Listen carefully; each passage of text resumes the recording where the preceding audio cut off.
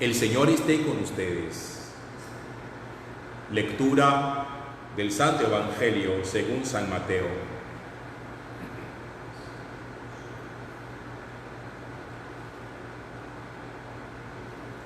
En aquel tiempo dijo Jesús a sus discípulos: no den lo santo a los perros, ni les echen sus perlas a los cerdos. No sea que las pisoteen con sus patas y después se revuelvan para destrozarlos. Así pues, todo lo que quieran que los demás hagan con ustedes, háganlo ustedes con ellos, pues esta es la ley y los profetas. Entren por la puerta estrecha, porque ancha es la puerta y espacioso el camino que lleva a la perdición, y muchos entrarán por ellos. Qué estrecha es la puerta y qué angosto el camino que lleva a la vida, y pocos dan con ellos. Palabra del Señor. Gloria a ti, Señor Jesús.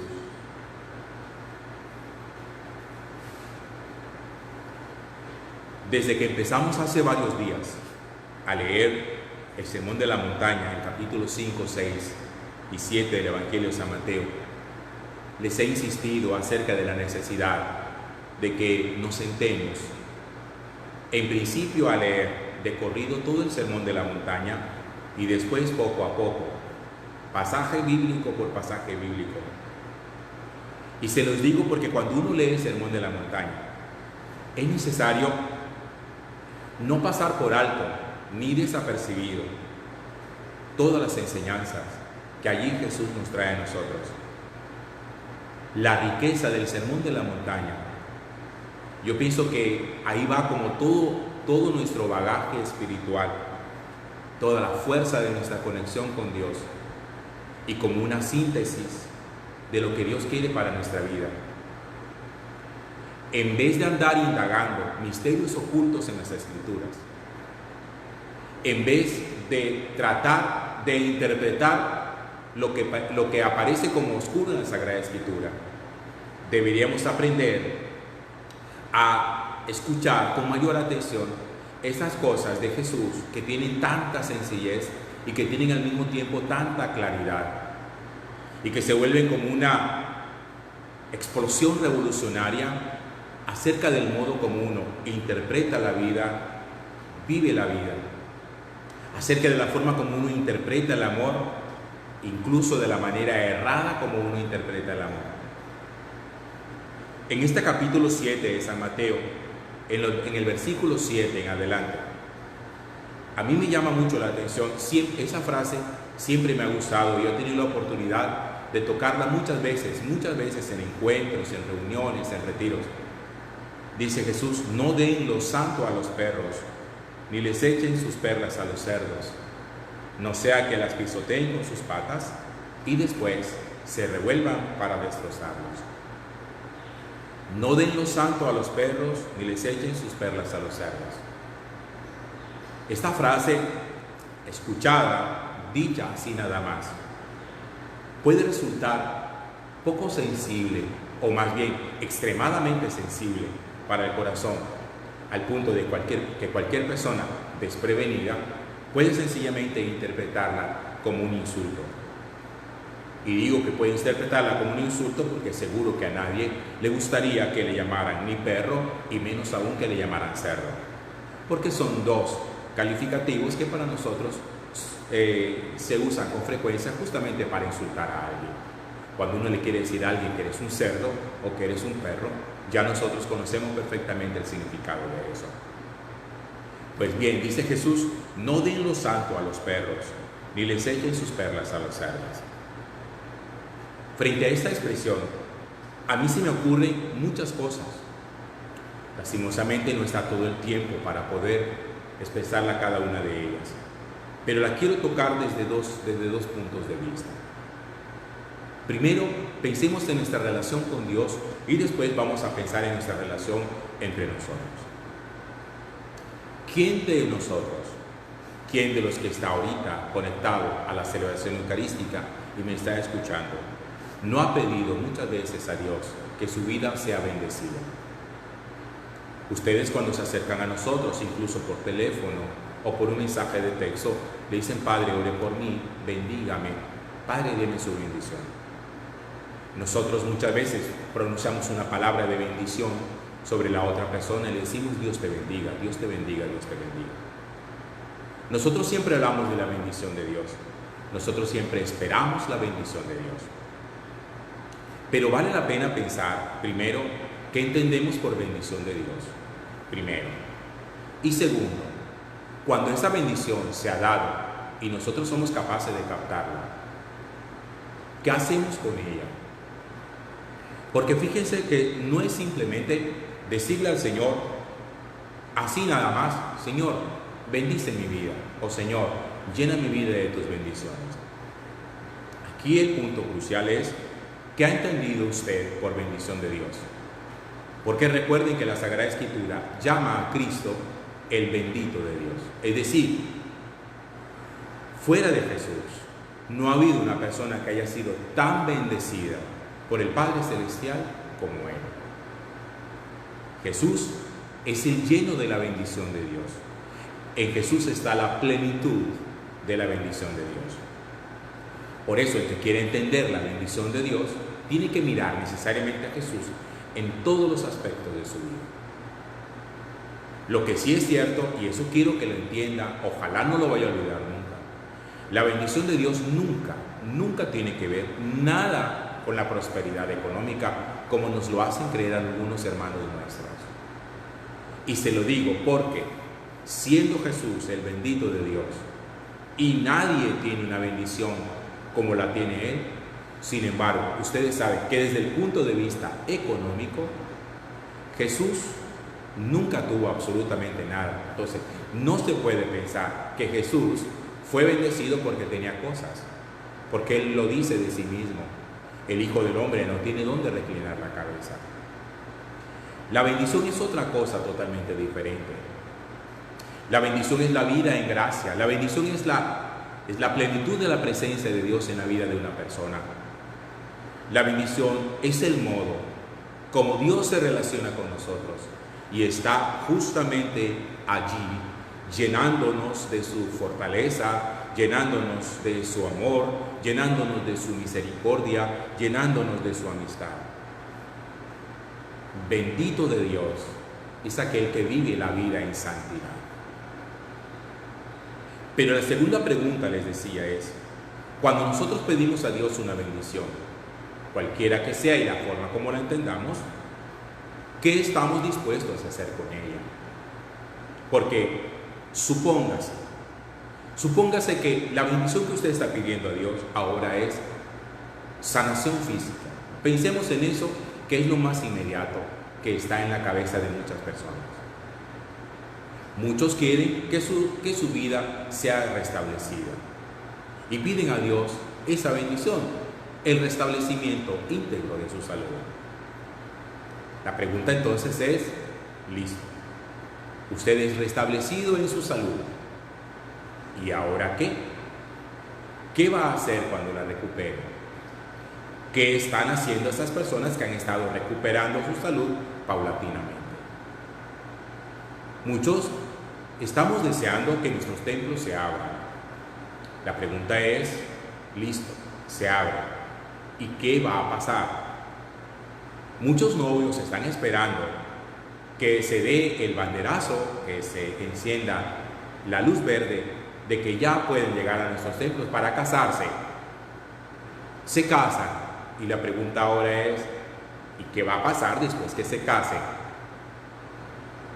Muchos están esperando que los templos se reabran para que sus hijos sean bautizados.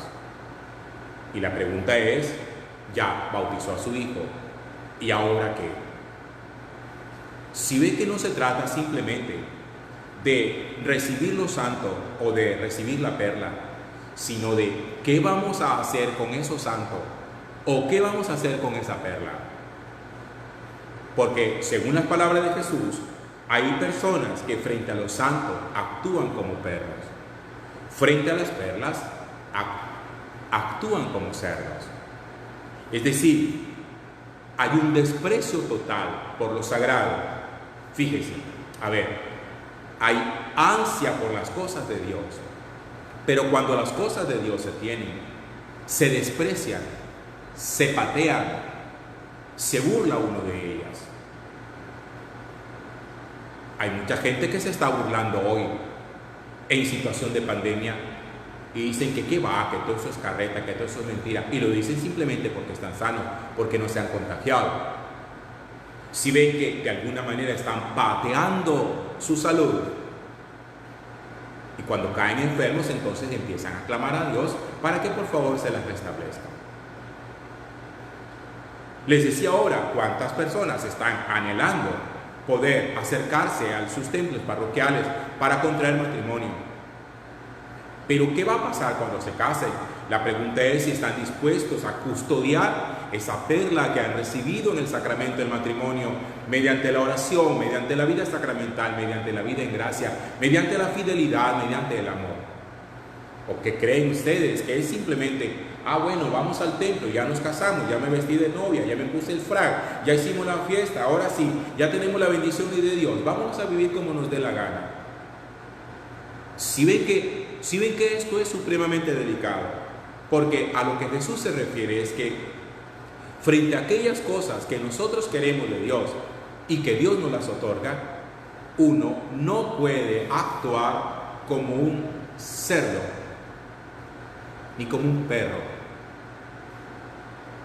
Las cosas valiosas se le dan a las personas que conocen su valor. Me estaba riendo con una noticia que estaba leyendo esta mañana de un par de jóvenes que salieron a atracar con un revólver del año 1900. Y resulta que el arma tenía un costo aproximado en el mercado de $22,000. Eso es una millonada. Y ellos se fueron a una tienda a robarse cualquier 20,000, 30,000 pesos con un arma de $22,000. Ellos no tenían ni idea de lo que tenían en la mano. Pensaron simplemente que era una cosa ahí vieja y se fueron a buscar cualquier 5,000, 10,000, 20,000 pesos, teniendo un arma que costaba casi 100 millones de pesos. Es que definitivamente, y ese dicho, nosotros muchas veces lo utilizamos, Dios le da pan al que no tiene dientes. Pero el problema no es que le dé pan al que no tiene dientes, el problema es que Dios le da también pan al que no tiene dientes. Pero el que tiene dientes, al final, termina vomitando el pan, termina despreciándolo y dice, es que no me gusta. ¿Cuántas cosas nosotros queremos de Dios? Y yo esa pregunta se las he hecho antes, yo creo que es necesario volvérnosla a hacer.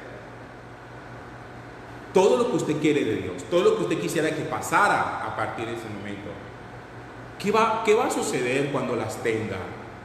¿Qué va a suceder cuando pueda movilizarse sin restricciones? ¿Qué va a suceder cuando pueda volver a la playa?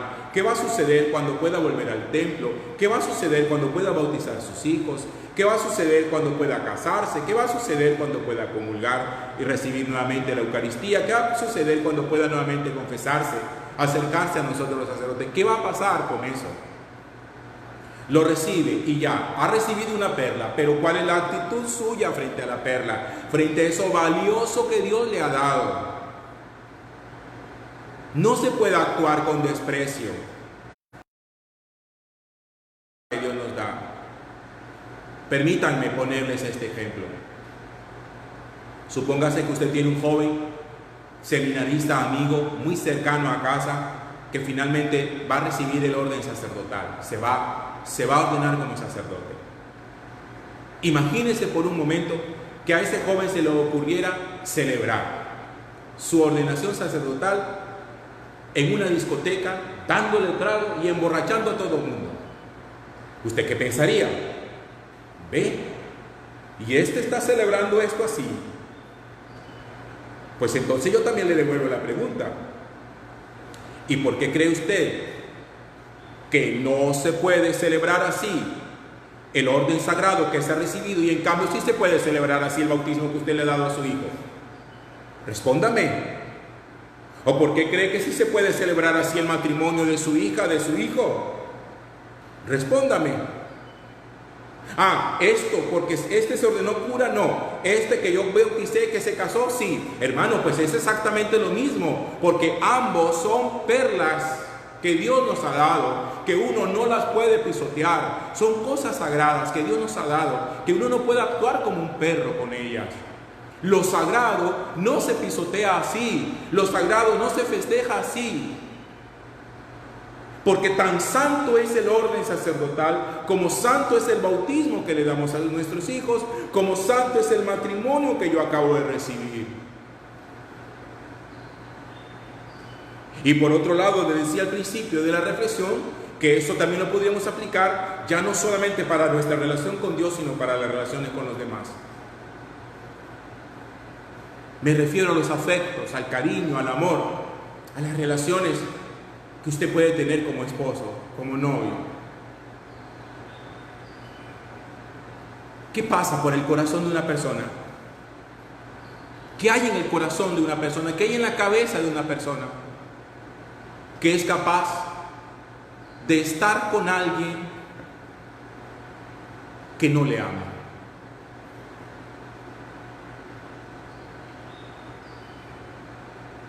Que sabe que está allí simplemente soportándole. ¿Cuál es el sentimiento que a usted le acompaña cuando sabe que está dando lo mejor de su cariño, lo mejor de su afecto, lo mejor de su amor, y que esa otra persona lo único que sabe es pisotear y tratar como un cerdo? Esta palabra no me la estoy inventando. Y tratar como un cerdo el amor que usted le da.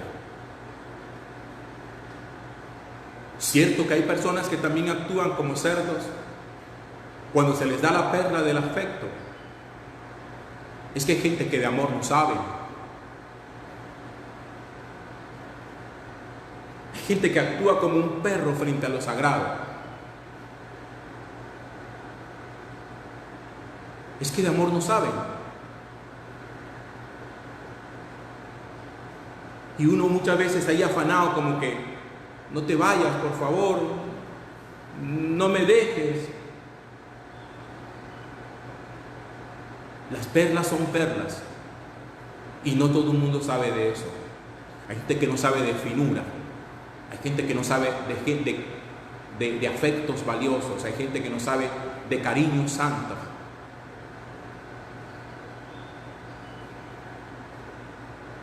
Y eso produce muchísimo dolor. Una de dos. O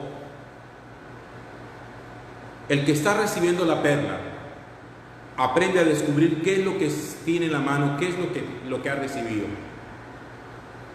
O uno su perla la recoge.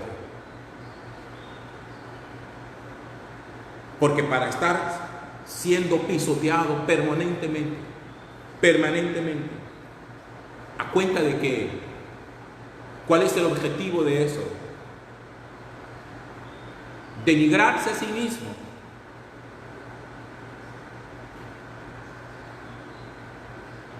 Hay que estar a la altura de lo que nos dan.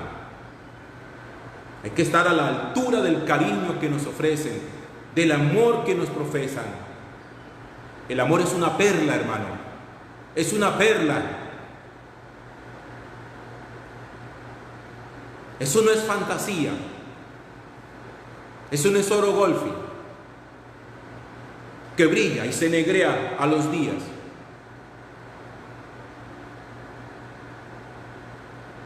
Es necesario aprender a valorar el afecto. No pisotee el cariño que le dan. No actúe instintivamente, animalísticamente, frente a cosas tan sagradas como el cariño y el afecto de la familia.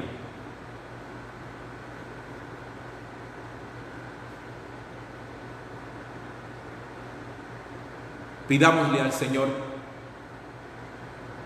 que estemos a la altura de todo, a la altura de su gracia, de su amor, de lo que Él nos da, pero también a la altura del amor que nos dan en casa. Amén.